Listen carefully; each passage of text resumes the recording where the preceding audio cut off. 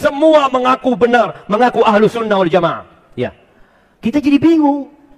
Umat bingung mana yang benar, Ustaz. Nabi udah kasih tahu ya, alaihi salatu wassalam, kita akan melihat banyak perselisihan. Dan kita merasakan banyaknya ustadz-ustadz yang berselisih. Terus apa yang harus kita lakukan? Siapa yang harus kita ikuti? Fa'alaikum bisunnati wa sunnatil khulafa'ir rasyidin al-mahdiyyin min ba'di. Tamassaku biha wa 'addu 'alaiha bin nawajid. Wa iyyakum wa muhdatsatil umur fa inna kulla muhdatsatin bid'ah wa kulla bid'atin dhalalah. Itu pesan Nabi SAW. Ketika terjadi perselisihan, ketika kita bingung dengan ucapan-ucapan, gelar-gelar yang diberikan, kita jadi bingung, cari sunnahku, kata Nabi. Cari sunnahku. Pegang sunnahku. Dan sunnahnya Khulafaur Rasyidin. Cari sunnahnya Abu Bakar, Umar, Utsman, Ali. Bagaimana mereka menjalankan Islam dalam kehidupan mereka? Udahlah, kita nggak perlu Islam yang neko-neko. Muhammad nabina binuru hadina in Makkah hamimi nuru satal madinah. Assalamualaikum warahmatullahi wabarakatuh. Zidni ilma warzuqni fahma amma ba'd. Insya Allah penjelasan ini penting sekali. Jadi dilihat ini video, jangan sepotong-sepotong. Dilihat sampai terakhir. Ya, terutama kawan-kawan aswaja, syukur-syukur orang Wahabi juga ikut lihat sampai selesai supaya dapat hidayah petunjuk.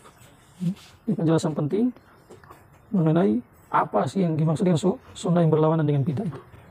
Pembahasan kali ini adalah meluruskan kesalahpahaman orang Wahabi dalam memahami hadis Nabi Shallallahu Alaihi Wasallam. Wa'alaikum bisunnati wa sunnatil khulafa'i ar-rasyidina al-mahdiyyin addu alaihim bin nawajidhi. Kemudian selanjutnya fa iyyakum wal muhdatsat fa inna kulla muhdatsatin bid'atun wa kulla bid'atin dhalalatun. Apa kata orang Wahabi bahwa sebelumnya itu ini hadis panjang ya. Sebelumnya nasihat Nabi kepada sahabat, nasihat yang sempurna, wajilat minhal qulubu, yang dengan nasihat itu hati-hati menjadi bergetar, kemudian keluar air mata. Faqulna ya Rasulullah, ka'annaha maw'idatum waddi'un, seakan-akan ini adalah nasihat perpisahan. Fa'usina, untuk itu kasih kami nasihat. Maka Rasul kasih nasihat dengan apa? Usikum bitaqwallah azza wa jal was-sam'a wa ta'atah. In ta'ammaru alaikum abdun habasyun wa innahu mayyashi ba'di atau mayyashi ba'di fasayarah khilafan katsira fa alaikum bisunnati sampai terakhir. Jadi apa nasihat Nabi? Bahwa yang pertama berpegang alias takutlah kepada Allah. Apa yang dimaksud dengan takut? Jalankan perintah Allah dengan cara Nabi zahiran wa batinan. Yang kedua adalah dengar dan taat. Walaupun yang memimpin kamu adalah budak Habasya. Nomor satu, budak. Jangankan harta dirinya sendiri tidak dia miliki. Tetapi kalau budak ini dia disuruh untuk memimpin kamu, alias menjadi pemimpinmu, selagi perintahnya, selagi larangannya tidak melanggar aturan Allah dan Rasulnya, engkau wajib kamu taati. Habasyun, kita tidak menghina orang. Tetapi umumnya orang-orang Afrika itu Habasya, kulitnya tidak putih. Itu Allah ciptakan begitu. Habasyun artinya orang-orang yang memandang kualitas dari segi kulit itu. Segi apa? Kulit, segi rupa. Maka walaupun kamu dipimpin oleh orang Habasya itu, maka selagi perintahnya tidak melanggar Allah dan Rasulnya, wajib kita taat. Kemudian Nabi bersabda bahwa siapa yang hidup setelah saya, dia akan melihat ikhtilafan katsira, perselisihan yang banyak. Maka fa'alaikum bisunnati. Di saat itu, kamu jangan bingung-bingung. Lihat di sana setiap orang mengatakan kami betul, kami ikut Rasulullah, kami ikut sahabat, kamilah pengamal Al-Quran. Setiap firqah mengklaim mereka adalah firqah yang betul, firqah najiyah, firqah yang selamat, firqah yang dicintai diridhoi oleh Allah. Maka Nabi berpesan, fa'alaikum bisun sunnah. Di saat itu Jangan kamu terkecoh dengan semua dakwaannya orang itu, klaim orang-orang atau klaim setiap pihak, setiap kelompok. Tetapi kamu fa'alaikum bisunnati, wajib ke atas kamu untuk mengikuti sunnah. Dan sunnah khalifah-khalifah yang telah dapat petunjuk dan pegang, gigit kuat-kuat dengan gigi geraham. Isyarat, nyawa melayang, jangan dilepas. Tidak, bukan digigit dengan gigi susu. Kalau digigit dengan gigi susu, tidak kuat, bisa copot. Kemudian Nabi ingatkan masalah, hindarkan diri kamu dari perkara yang baru. Karena sesungguhnya setiap yang baru adalah bid'ah dan setiap bid'ah adalah sesat. Setiap di situ orang-orang Wahabi mereka mengartikan tidak ada hasanah, tidak ada sayyi'ah, semua sama saja. Ujung-ujungnya sesat dan sesat di neraka. Paham setiap kelompok, paham setiap firqah itu mengatakan kamilah pengamal sunnah. Orang Wahabi mengatakan seperti itu. Kalau kamu melihat perbedaan yang banyak, tidak usah kamu bingung-bingung, kembali ke sunnah. Orang-orang Aswaja juga bilang begitu, kembali ke sunnah. Orang Syiah juga bilang begitu, kembali ke sunnah. Dan setiap firqah. Pertanyaan, apa yang dimaksud dengan sunnah di situ? Fa'alaikum bi sunnati. Supaya kita tahu bahwa apakah setiap firqah yang mengklaim bahwa kamilah yang mengamalkan sunnah Nabi itu, yang dimaksud dengan sunnah Nabi ada dalam kehidupan mereka, atau yang mereka maksud dengan sunnah Nabi dalam fa'alaikum bi sunnati itu betul atau tidak? Maka perlu diuji, perlu dikaji. Diuji, jelas dalam uji bukan otak saja kita pakai, tetapi jelas kita meneliti, melihat apa penjelasan para ulama yang telah mendapatkan stempel apa? Mujtahid. Supaya jangan kita melenceng. Karena klaim setiap kita kembali ke sunnah ya bisa setiap orang itu. Tapi pertanyaan, paham tidak sunnah itu apa? Sunnah itu apa? Maka perlu kita tahu.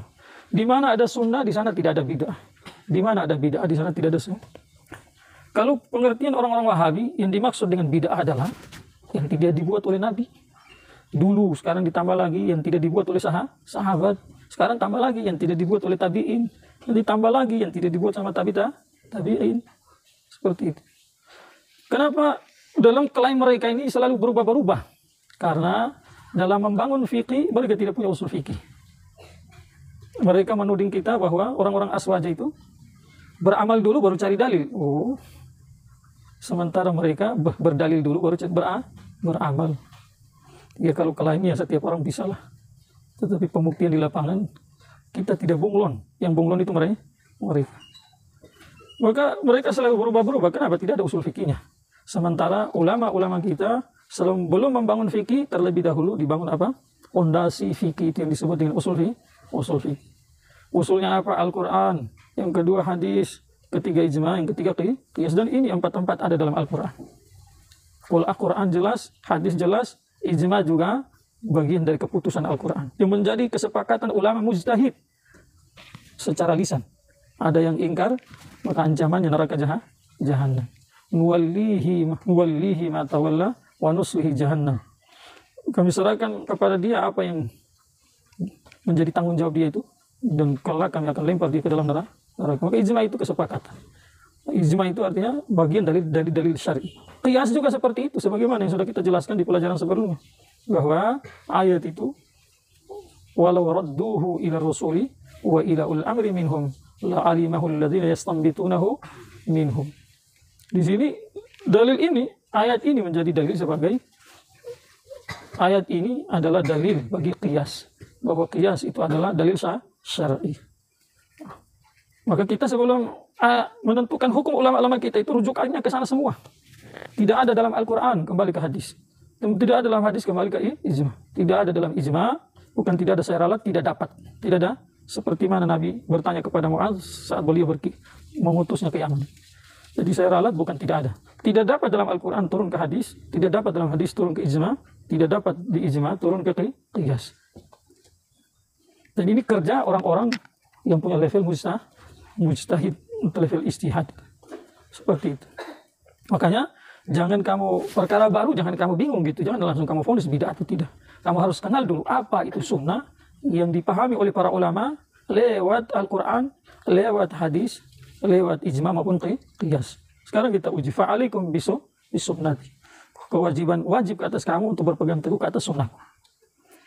Kata-kata sunnah dalam sini, dalam kita artikan dulu sunnah ya, kita pahami sunnah, maka nanti bid'ah itu akan sendirinya kita paham.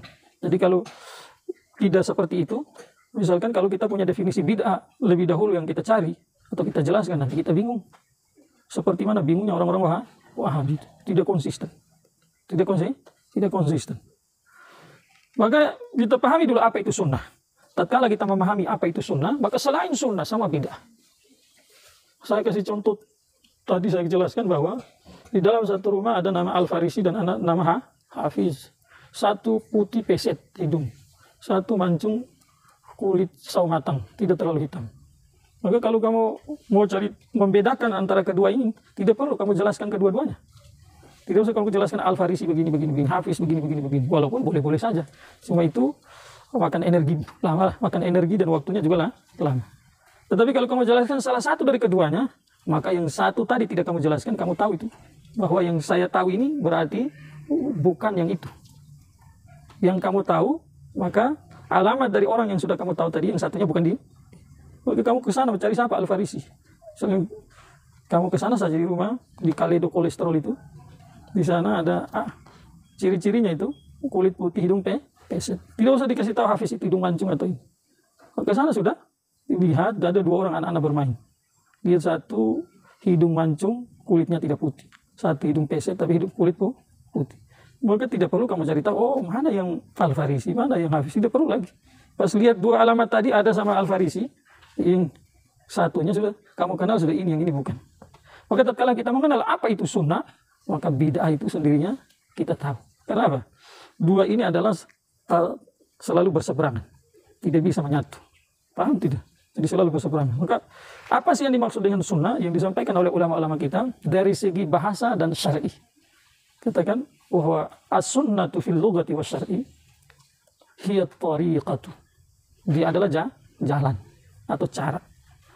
Maka kalau kita artikan dalam hadis tadi itu, fa'alaikum bisunnati, berarti wajib ke atas kamu untuk berpegang teguh dengan caraku.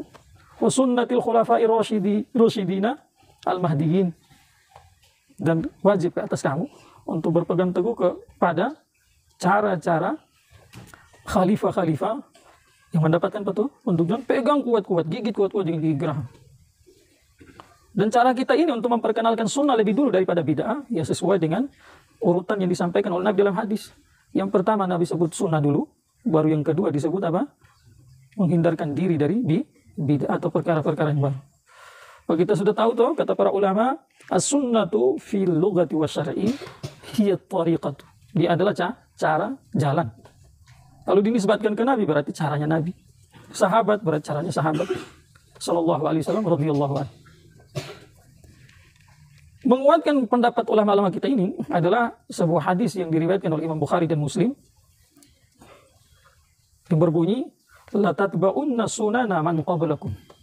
Pasti dan pasti kamu akan mengikuti sunnah-sunnah orang sebelum kamu. Sunnana di sini bermakna apa? Tariqatahum, pasti dan pasti kamu akan mengikuti cara-cara mereka. Cara-cara orang sebelum kamu.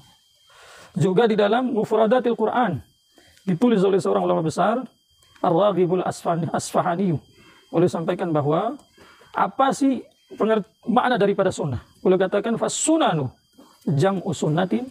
As-sunanu adalah jamaknya sunnah. Kalau sunnah berarti mufrad tunggal, kalau sunanu berarti banyak-banyak sunnah. Terus beliau katakan hiya tariqatu Rasulillah, hiya tariqatu Rasulillah sallallahu alaihi wasallam. Yang dimaksud dengan sunnah adalah jalannya Nabi, caranya Nabi sallallahu alaihi wasallam. Nah, makanya disampaikan oleh para ulama fa'alaikum bisunnati di situ bukan yang dimaksud dengan sunnah yang ada dalam usul fikih.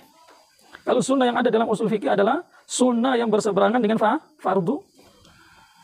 Tetapi sunnah yang berseberangan dengan bid'ah bukanlah sunnah yang berseberangan dengan fardu. Sama juga yang dimaksud dengan fa'alaikum bisunnati ini adalah sunnah yang berseberangan dengan bid'ah. Maka bukanlah sunnah yang disampaikan oleh para muhaddisin dengan sebutan ucapan Nabi, perbuatan Nabi, atau amal dibuat oleh sahabat, didiamkan oleh Nabi SAW. Beliau tidak mengingkarinya. Atau beliau mengokekan. Walaupun beliau sendiri tidak buat dan tidak menyuruh membuat itu amalan sebelum. Maka kata-kata fa'alaikum bisunnati di sini bukanlah yang dimaksud dengan sunnah yang dipahami oleh para muhaddisin. Kenapa? Sunnah di sini adalah yang berseberangan dengan bid'ah. Maka makna sunnah di sini saya ulangi adalah at-tariqat. Nah, sekarang tatkala kita sudah memahami makna sunnah itu adalah tariqah, jalan, cara. Berarti kita terjemah fa'alaikum bisunnati. Tatkala melihat perbedaan yang banyak dan setiap firqah mengklaim bahwa kamilah yang pengamal sunnah, kamilah yang selamat, kamilah yang hak, maka fa'alaikum bitariqati. Fa'alaikum, wajib ke atas kamu untuk berpegang teguh dengan caraku. Dan cara-cara khalifah-khalifah yang mendapat petunjuk. Pegang atau gigit kuat-kuat dengan gigi geraham. Kemudian Nabi Shallallahu Alaihi Wasallam sampaikan bahwa hindarkan diri kamu dari yang baru, karena sesungguhnya setiap yang baru adalah bid'ah, dan setiap bid'ah adalah sesat. Sampai di situ. Jadi tariq fa'alaikum bisunnati. Kita terjemah tadi apa? Fa'alaikum bisunnati, yani wajib atas kamu untuk berpegang teguh dengan caraku. Apa yang dimaksud dengan berpegang teguh dengan caraku? Ya, ini yang dimaksud dengan berpegang teguh dengan caraku adalah saat sahabat Nabi Shallallahu Alaihi Wasallam membuat satu kebaikan, yang kebaikan itu belum dibuat sebelumnya oleh Nabi Muhammad Shallallahu Alaihi Wasallam, dan Nabi tidak mencontohkan, Nabi tidak memerintah untuk buat amalan itu dengan perintah khusus, tetapi sahabat itu berbuat sesuai dengan istihadnya melalui dalil umum. Maka kita lihat apakah cara Nabi dalam mensikapi itu bagaimana? Apakah langsung Nabi tolak bid'ah, tidak diterima? Ataukah Nabi kita Shallallahu Alaihi Wasallam melihat, mendengar, kemudian mencocokkan dengan syariat petunjuk yang datang dari Allah? Jelas Nabi itu orang kecerdasannya di atas rata-rata ya. Jadi dari 100 akal 99 dikasih sama beliau, satu dibagi untuk manusia seluruh dunia. Makanya saat beliau melihat, ya langsung kontak. Oh, ini syar'an boleh, oke. Oh, ini syar'an tidak boleh, tidak oke, tidak boleh dibuat. Nah, makanya kata-kata kita lihat fa'alaikum bisunnati, berpegang teguh kamu kata sunnahku. Alias saat Nabi melihat sahabat buat amal seperti tadi itu, maka kita lihat cara Nabi lewat menerimanya dan cara Nabi lewat menolak. Itulah yang kita buat sekarang. Saya kasih contoh di sana baru saya balik. Seorang sahabat Nabi Shallallahu Alaihi Wasallam sholat di belakang Nabi Shallallahu Alaihi Wasallam. Tentu ada banyak sahabat yang lain. Seperti mana terdapat dalam kitab Bukhari, dalam kitab Shalah, bab Rabbana lakal hamd. Imam Bukhari meriwayatkan ini hadis dari sahabat Rufa'a bin Rafi radhiyallahu anhu. Apa kata Rufa'a bin Rafi radhiyallahu anhu? Kunna nusalli wara'an Nabi sallallahu alaihi wasallam. Kami salat di belakang Nabi sallallahu alaihi wasallam. Falamma rafa'a rasahu minar raka'ati. Qala sami Allahu liman hamd. Tatkala Nabi bangkit dari rukunya Nabi berucap, Nabi bersabda, Rabbana sami Allahu liman hamd. Ada seorang sahabat tadi salat di belakang Nabi. Dia saat bangkit dari rukunya, dia langsung melafazkan doa itu atau kata-kata Rabbana walakal hamdu hamdan katsiran thayyiban mubarakan fi. Doa ini sebelumnya tidak dipraktik oleh Nabi. Sebelumnya Nabi tidak suruh siapapun untuk membaca ini doa. Tetapi sahabat lewat dalil umum, dia beristihad dan dia baca doa ini dalam sholat. Setelah Nabi selesai sholat, falamman sarafa qala manil mutakallim. Selesai sholat Nabi bertanya, siapa yang mutakallim itu? Yang mengucapkan kata-kata tadi itu, doa-doa tadi itu. Puji-pujian untuk Allah itu. Maka sahabat tidak takut sama Nabi. Cuma namanya orang belajar harus jujur kalau betul maka itu menjadi pahala sampai hari kiamat. Seberapa banyak yang orang baca nanti, dia yang memulai, maka yang orang akan mengamalkan setelah dia akan dapat pahala. Sebaliknya kalau salah, maka langsung di-stuck di hari itu, waktu itu. So, tidak ada lagi beban di dunia, lebih-lebih di akhirat. Maka sahabat dengan jujur, saya Rasul Shallallahu Alaihi Wasallam bukan seperti orang Wahabi. Bid'ah, karena sebelumnya saya tidak suruh. Bid'ah, karena sebelumnya saya tidak amalkan. Tetapi Rasulullah Shallallahu Alaihi Wasallam apa? Yang diucapkan tadi, walaupun belum disuruh dengan dalil khusus, belum diamalkan oleh Rasulullah Shallallahu Alaihi Wasallam. Tetapi karena itu tidak bertentangan dengan petunjuk yang datang dari Allah, ajaran yang datang dari Allah Subhanahu Wa Taala, Maka Rasulullah malah memberikan kabar gembira dengan kata-kata ra'aitu bid'atan wa salasina malaka. Saya melihat lebih daripada 30 malaikat. Ya betadirunaha ayyuhum yaktubuha. Mereka berlomba-lomba ke arah itu pahala bacaan itu. Siapa dari mereka yang mau tulis pahalanya? Jelas ya? Maka di bawah hadis ini Hafizud Dunya Ibnu Hajar Asqalani rahmatullahi alaihi beliau katakan yustadallu bihi. Ingat, Ibnu Hajar ini ulama Syafi'i. Beliau adalah salah satu ulama yang punya kapasitas ijtihad dalam mazhab. Orang cerdas, tetapi tetap ikuti Rasulullah lewat Imam Syafi'i. Dan kitab-kitabnya ini, boleh tanya orang Wahabi, mereka pakai juga kitab-kitabnya. Boleh tulis Syarah Bukhari dengan nama Fathul Bari, itu berapa jilid? 15 atau 16, 17 jilid. Paham tidak? Maka ditulis di dalam kitab Fathul Bari di bawah hadis ini, kata Ibnu Hajar Asqalani rahmatullahi alaihi, yustadallu bihi ala jawazi ihdathi dzikrin ghairi ma'suri fi shalat. Jadi, lewat kejadian tadi atau lewat hadis tadi, maka diambil dalil atas kebolehan membuat zikir-zikir yang baru di dalam sholat yang sebelumnya tidak diperintah dan tidak dicontohkan oleh Nabi SAW. Dengan catatan iza kana ghairu mukhalifil lil ma'suri. Dengan catatan zikir itu ditempatkan di tempat yang tidak berlawanan dengan yang datang dari Nabi SAW. Contoh berlawanan apa? Misalkan kamu di tahiyat awal, tahiyatul akhir, itu kan bacaannya sudah baku. Kamu merubah, ganti yang lain, ya tidak boleh. Tetapi di dalam sujud terakhir, kamu mau selesai sujud terakhir, kamu pintar bahasa Arab, kamu baca doa yang tidak dibaca oleh Nabi, boleh? Jelas ya? Seperti itu. Nah, maka lewat hadis tadi, kata beliau, boleh. Itu kan kata-kata beliau, zikir. Sama dengan zikir, doa yang tidak bersumber dari Nabi. Doa yang tidak bersumber dari Nabi lewat ucapan ataupun perbuatan, maka kalau ada yang isi dalam sholat, selagi tidak berlawanan dengan apa yang dibuat oleh Nabi, dan tidak berlawanan dengan apa yang diperintahkan oleh Nabi SAW, itu dia bagian dari sunnah. Pertanyaan, bukankah kalau sahabat buat terus diokekan sama Nabi, itu disebut sunnah seperti mana dalam istilah muhaddisin itu? Istilah para hadisin, sunnah ucapan, perbuatan dan yang dibuat oleh sahabat sebelumnya tidak dibuat oleh Nabi dan tidak disuruh oleh Nabi, terus Nabi lihat, Nabi tidak larang. Maka bukankah itu sunnah? Tanpa ragu. Cuma di situ ada makna tersirat yang membimbing kita kepada mengetahui cara Nabi dalam menerima kebaikan walaupun tidak ada perintah sebelumnya dan tidak ada contoh sebelumnya, tetapi berdasarkan dalil umum. Kenapa? Karena tidak semua yang diokekan ada sama Nabi itu adalah sunnah. Saya kasih contoh, misalkan ada seorang sahabat punya kebiasaan di setiap rakaat kedua selalu baca suratul Ikhlas. Jadi surat pertama baca surat apa? Rakaat kedua surat Ikhlas. Ditegur. Tidak dengar dia. Karena sahabat sebelumnya tidak pernah mendengar, tidak pernah melihat Nabi buat seperti itu. Cuma teguran sahabat bukan kayak Wahabi. Sahabat itu ingin tahu itu. Ditegur, Nabi tidak buat. Kenapa kamu buat seperti itu? Kami tidak pernah melihat Nabi, tidak pernah mendengar Nabi. Dalam sholatnya, setiap rakaat kedua yang dibaca Al-Ikhlas terus. Saat itu sahabat, karena dia pimpinan pasukan, jadi amalkan terus, tidak mau ribut.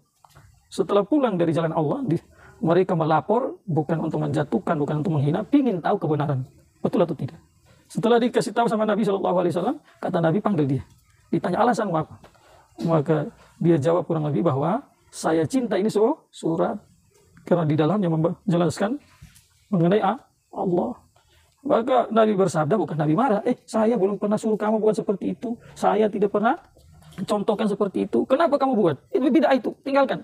Tapi Nabi kasih kabar gembira. Paham tidak? Basyarat bahwa orang yang cinta sama Allah, Allah cinta sama dia, dan ujung-ujungnya kalau Allah cinta, kemana tempatnya? Kan masuk dalam surga. Tetapi tidak ada satu ulama pun yang berpendapat bahwa disunahkan setiap rakaat kedua baca suratul Ikhlas. Tidak ada. Nabi oke kan, tapi tidak menjadi satu kesunahan. Tetapi dari pengokean Nabi tadi itu kita dapat pelajaran bahwa tatkala ada masalah baru yang kamu lihat dalam agama, jangan langsung kamu vonis itu bid'ah. Kamu benturkan dulu dengan Al-Quran, kamu benturkan dulu dengan hadis, kamu benturkan dengan ijma, derajat paling lemah adalah qiyas. Kalau tidak cocok, berarti itulah disebut dengan bid'ah sayyi'ah, bid'ah madmumah. Tetapi kalau cocok, tidak usah malu, terima tahlilan itu diterima saya Wahabi. Paham tidak? Tidak usah kamu malu. Atau kegiatan-kegiatan yang lain, maulid dan lain sebagainya.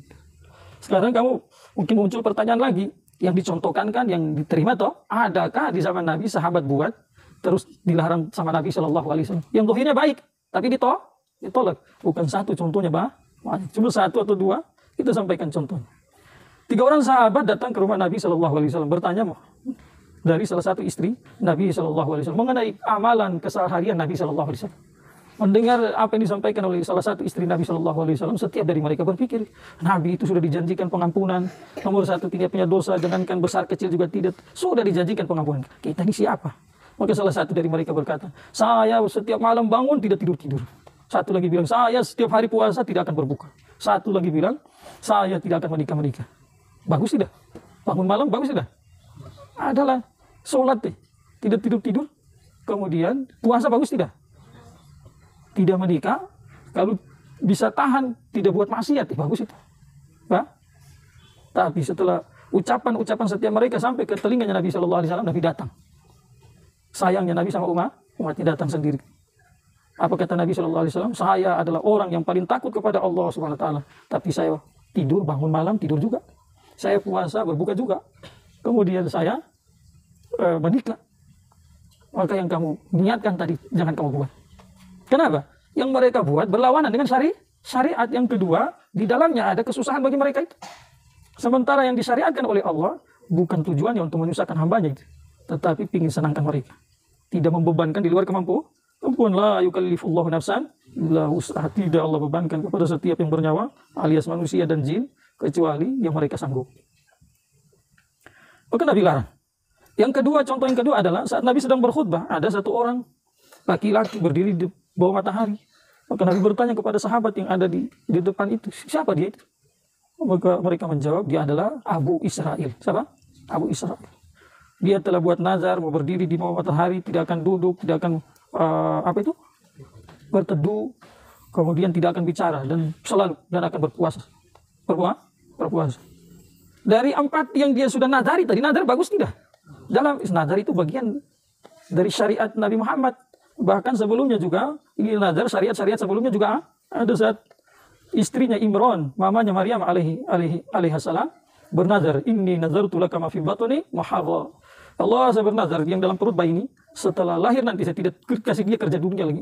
Fokus total untuk agama. Tapi setelah melahirkan, maka dia sampaikan, ya Allah, yang saya lahirkan ini perempuan bukan laki-laki. Zaman dulu yang boleh mengajar, mengabdi itu laki-laki. Sama agama. Sementara yang lahir ada perempuan. Allah sampaikan, Allah tahu yang kamu lahirkan itu adalah laki-laki. Walaysa dzakaru kal unsa. Laki-laki tidak sama perempuan. Terus saya kasih nama dia Maryam, kata mamanya, saya mohon perlindungan kepadamu. Untuk dia dan keturunannya dari setan yang terkutuk. Jadi nazar itu sudah bahkan dalam syariat Nabi Muhammad juga ada nazar. Tetapi dari 4 yang dia nazari tadi, karena Nabi melihat kalau berdiri di matahari tidak duduk-duduk, zalim tidak. Dalam syariat Nabi Muhammad, zalim kepada diri sendiri boleh. Dia boleh, orang lain juga tidak boleh zalim. Kalau tidak berteduh, hanya dipanas-panas terus, zalim juga, berarti tidak boleh. Kemudian tidak bicara sama orang.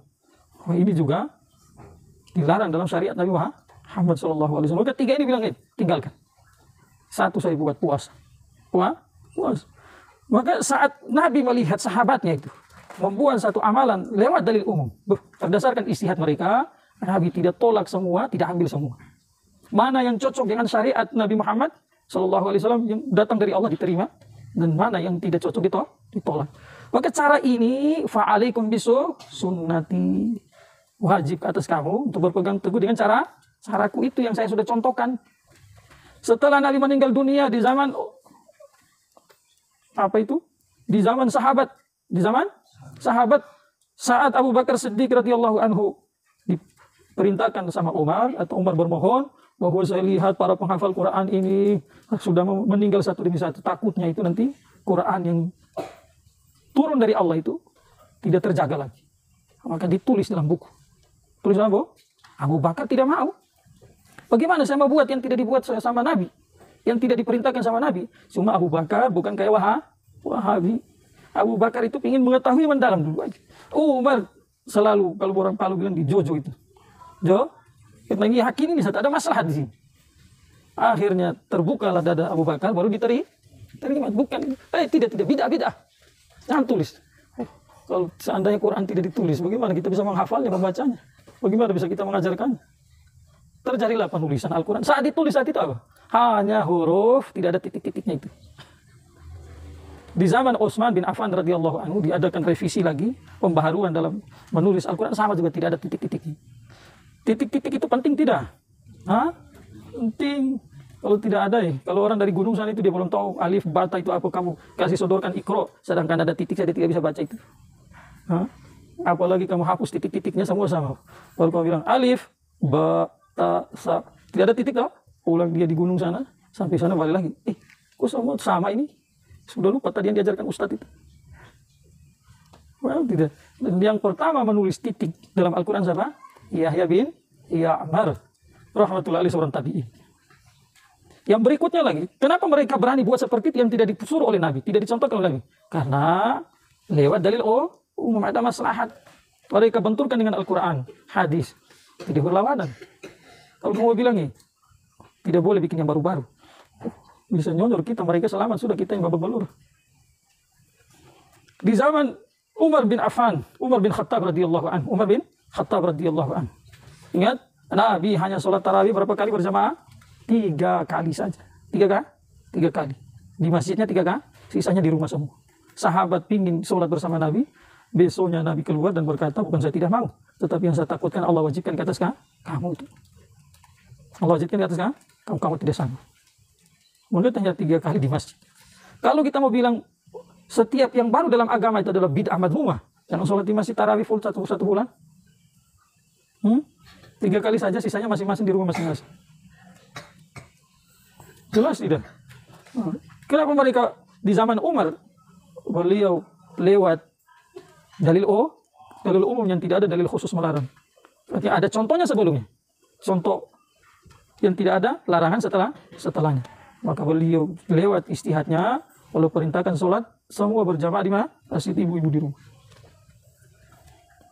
Tidak ada satu sahabat pun yang mengingkari. Dan setelah beliau meninggal, zaman Utsman tetap berlanjut, zaman Ali radhiyallahu anhu tetap berlanjut 20 rakaat.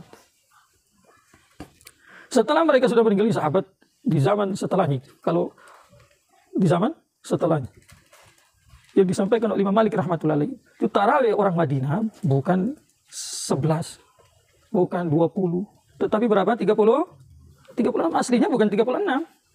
Tetapi karena orang-orang Madinah itu melihat orang-orang Makkah setelah sholat tarawih 4 rakaat di masa istirahat itu, antara tarawih 4 dan 4 berikutnya itu, di situ kan ada waktu istirahat, namanya tarawih ada istirahat.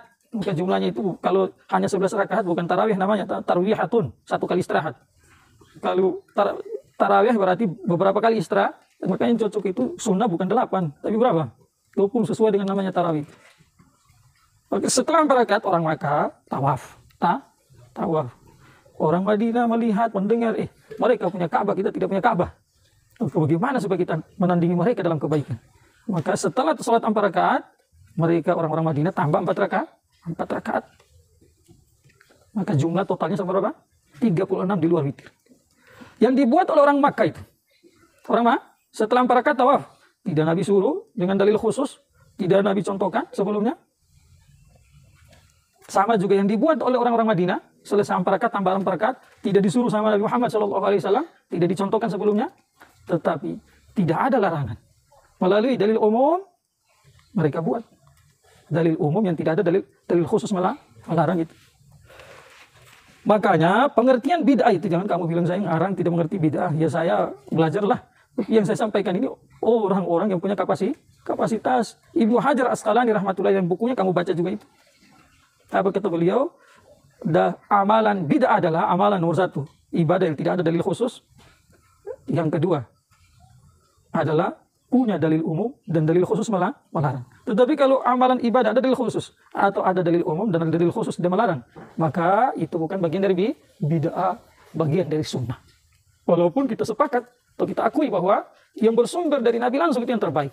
Cuma jangan kamu bilang kalau Nabi tidak buat, Nabi tidak suruh itu bid'ah mazmumah, seperti pengertian kamu itu setiap yang baru bid'ah, setiap bid'ah sesat di mana? Neraka. Cuma kamu sayang ke surga.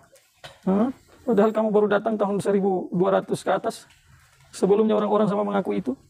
Ulama-ulama yang punya jasa besar untuk kamu sendiri juga. Kamu mau klaim mereka di neraka. Na'udzubillah min dzalik. Maka sama seperti itu saat di zaman setelah tabi'in, tabi'in dan seterusnya sampai hari kiamat.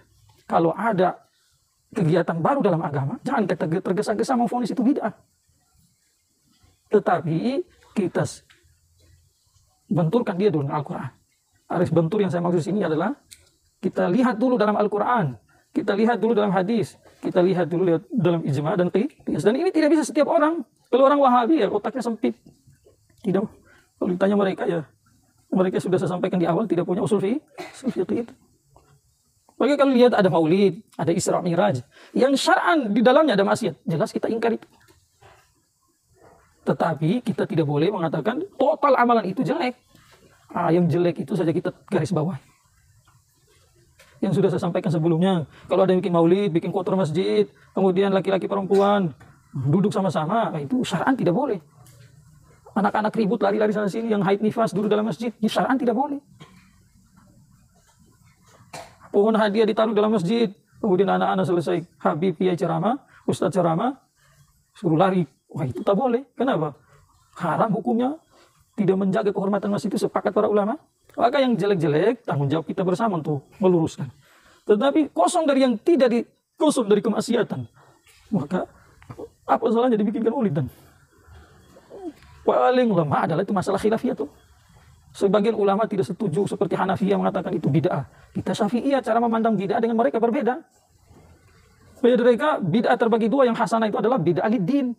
Kalau kita mau lid-din atau fid-din, yang penting ada dalil khusus, ada dalil umum, yang tidak ada dalil khusus melarang, seperti yang dicontohkan oleh Nabi bersama para sahabat, tidak ada masalah. Bagian dari sunnah, bukan bid'ah saya. Kalau kita mau lihat dari segi logat, maka kita sebut dengan bid'ah hasanah.